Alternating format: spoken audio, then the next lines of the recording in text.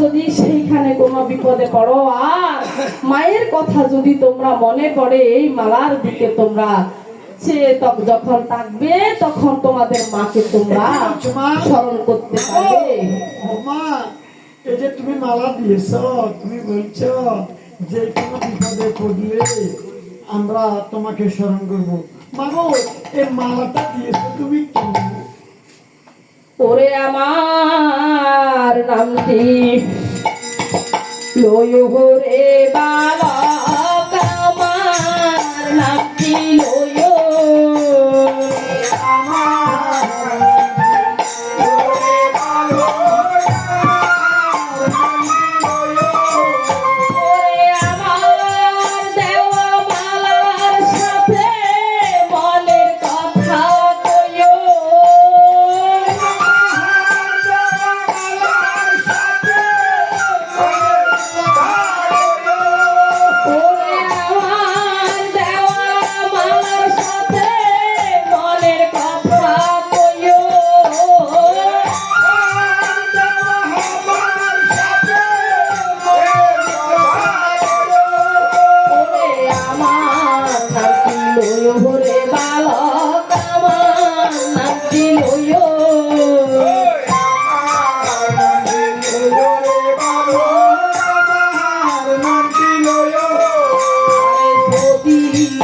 বিপদে পড়ো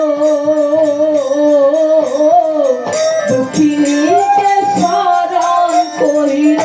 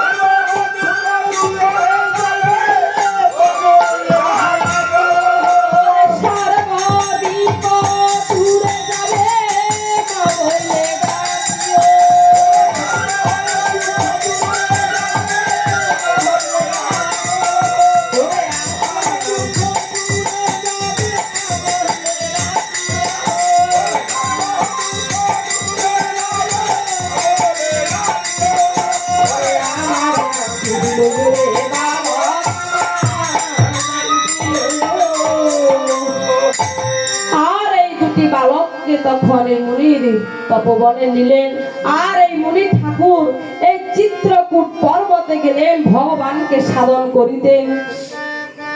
আর যখন যাওয়ার সময় এই দুই ভাইকে বলিতে লাগলেন, ওরে দাদু ভাই, আমি তো যাচ্ছি ওই চিত্রকূট পর্বতে ভগবানকে সাধন করিতে, তোমরা এই দুই ভাই আমার এই তপবন খানা পাহারা দিবে। আর এদিকে দুই ভাইকে রেখে তখন মুনি ঠাকুর চিত্রকূট পর্বতে গেলেন ভগবানকে সাধন করিতে। আর এই দুই ভাই কি কার্য করলেন, এই তপবন খানা ঘুরে ফিরে দেখতে লাগলেন। ঘুরে ফিরে যখন দেখতে লাগলেন, হঠাৎ করে কুশীবের নয়নে একটি অশ্ব দেখলেন। অশ্ব দেখলে লজ্জিত করিতে লাগলেন, দাদা রে দাদা, দেখ এই বনের মাঝে কি সুন্দর একটি অশ্ব। দাদা দাদা দেখ, এই অশ্বের কপালে জয়পত্র লিখা আছে। এই যে সূর্য বংশে দশরথ অজরানন্দন তার পুত্র শ্রীরাম লক্ষণ দিয়েছিলেন বন, পঞ্চবটী বনে থাকতো রামনারায়ণ, শূর্পণখার নাসিকা কাটিলেন লক্ষণ, এই কারণে রামের সীতা হরিল রাবণ। আরো কি লিখল দাদা, সতীর পুত্র হইয়া যে জন অশ্ব নাহি ধরে, গাদা হইয়া জন্ম নিল সে গাদিনীর উদরে। আবার তর্ক করে যে জন অশ্ব করিবে বন্দন, মম হাতে ধরিয়া সে হইবে নিধন। এই কথা যখন এই অশ্বের কপালে দুই ভাই দেখলেন, তখন লব্বির কুশবীরকে কহিতে লাগলেন, দাদারে মা তো আসার, এই যে আমরা দুগ্ধ পোষ্য দুটি বালক হইয়া কেমন করে এই অশ্বটা বন্ধন করব। কুশবীর কহিতে লাগলেন, দাদা আসার সময় মা আমাদেরকে বলেছিলেন যদি তোমরা কোনো বিপদে পড়ো তাহলে অবাগ্নিকে স্মরণ করিও। আজ আমরা মাকে স্মরণ করিব। আর এদিকে দুই ভাই বনের মধ্যে মা মা বলে যখন ডাকিতে লাগলেন, আর মায়ের কৃপাতে অশ্ব তখন বন্দন হইয়া গেলেন। ওরে অসবাদী দুহি ভাই আমার শুয়ে নিদ্রা যায়।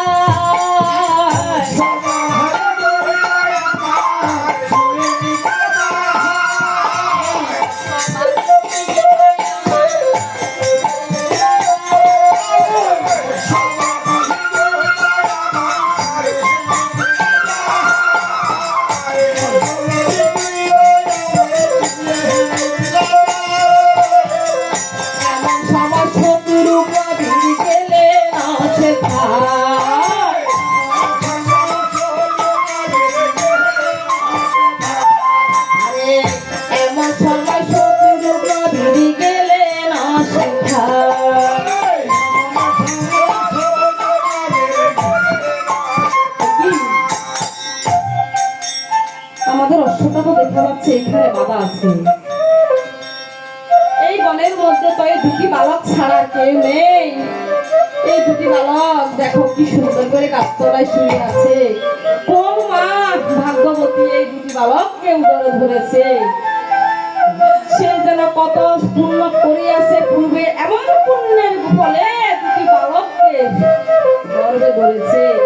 আর গর্ভে ধরে দুটি বালককে বনের মধ্যে কেমন করে ছেড়ে দিয়েছে। মা এই দুটি বালককে জিজ্ঞেস করবে, বালক এই অশ্বটা কে বন্ধন করেছে? আরে কে তুমি জিজ্ঞাসা করছো অশ্ব কে বন্ধন করেছে? তোমাকে তো চিনতে পারলাম না, তুমি কে?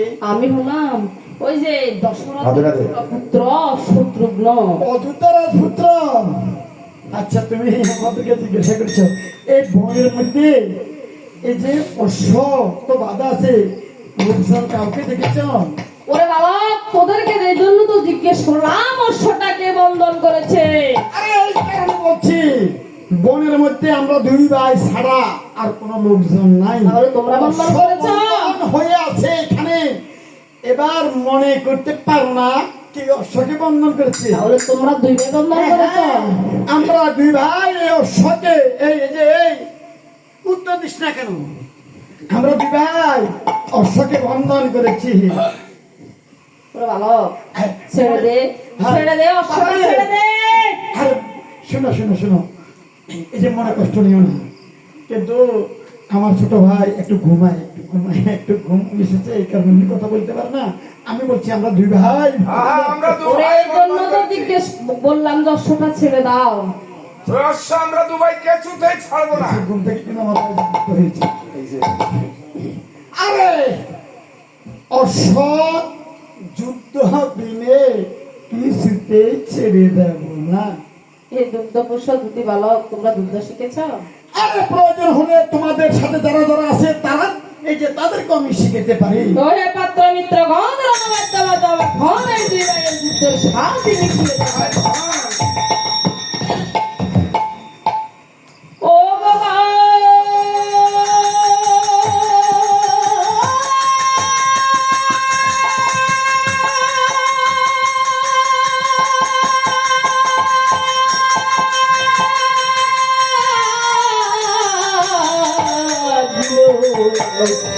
রণবাদ্য ওরে মুনির তপবনে বাধিত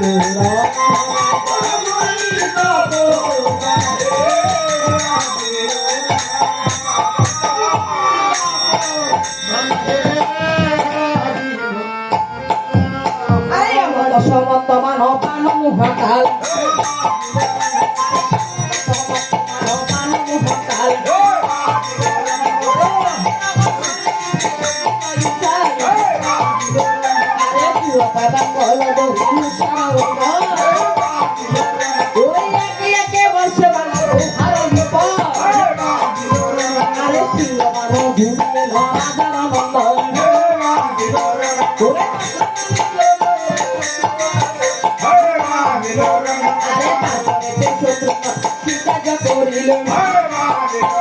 ওরে বাবা কুশের সাথে কথা বলতে রঙিল আরে পৃথিবীর আলো মারে সহিতে না পারে আরে বয়স নিয়ে খুশি মারলে না কটান ওরে সেই মানে শত্রু গাভীর হারাইলে না প্রাণ ওরে সেই মানে শত্রু গাভীর হারাইলে না প্রাণ ওরে ঘুমতে পড়িল বিড়াল নামে না পার আরে ঘুমতে পড়িল বিড়াল নামে না পার ওরে শত্রুকে নাশায় কেন বলে ছাড় ওরে মুনির তপ বাঁধে মাঝির রণবাদ মুনির তপ